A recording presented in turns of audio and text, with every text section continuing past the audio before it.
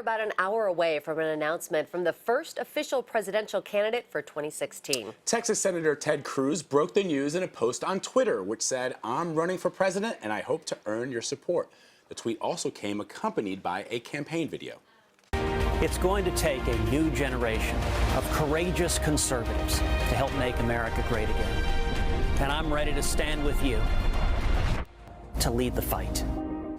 Chip Reed is in Lynchburg, Virginia, where Cruz will be speaking very soon. I intend to speak in support of defunding Obamacare until I am no longer able to stand. First-term Senator Ted Cruz first grabbed the national spotlight in 2013 when he held the Senate floor for more than 21 hours and helped shut down much of the government, all in protest of President Obama's health care law. It earned the 44-year-old conservative firebrand animosity from the Republican mainstream, including the title Wacko Bird from 2008 GOP nominee John McCain. If standing for liberty and if standing for the Constitution make you a wacko bird, then I am a very, very proud wacko bird. The son of a Cuban dissident, Cruz was born to an American mother while his parents were working in Canada, but he renounced his Canadian citizenship in 2014. A graduate of Princeton University and Harvard Law School, Cruz served as a lawyer in the George W. Bush administration and as Texas Solicitor General. He was elected to the U.S. Senate in 2012, where he's been a thorn in the side of mainstream Republicans. At a conservative summit near Washington earlier this year, Cruz urged voters to look closely at his potential GOP rivals. No, every one of them will say, "You betcha who diddly, I am as conservative as all get out." So I would encourage all of the men and women gathered here today, demand action, not talk. In the coming weeks, Cruz will likely be followed into the race by Senate colleagues Rand Paul and Marco Rubio, as well as presumptive 2016 frontrunner Jeb Bush. Political analyst Larry Sabato says Cruz is seeking attention by being first. He has been well down in this very large Republican pack.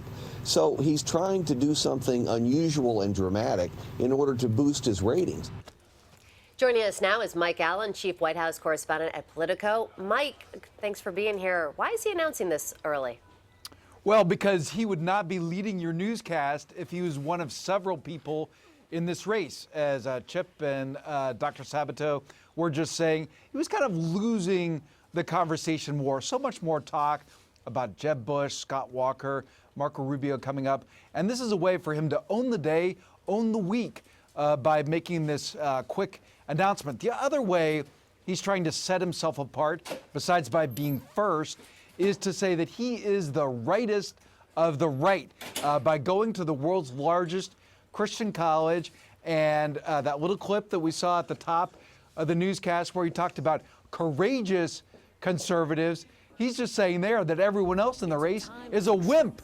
He's talked about the mushy middle, and that's what he's trying to set himself apart from. Another line in this video, he says, if you just want more of the same, and by more of the same, he's talking about Jeb Bush, Scott Walker, there'll be plenty to choose from, he says in the video. Hey, Mike, give us a sense of his path to victory in the GOP primary.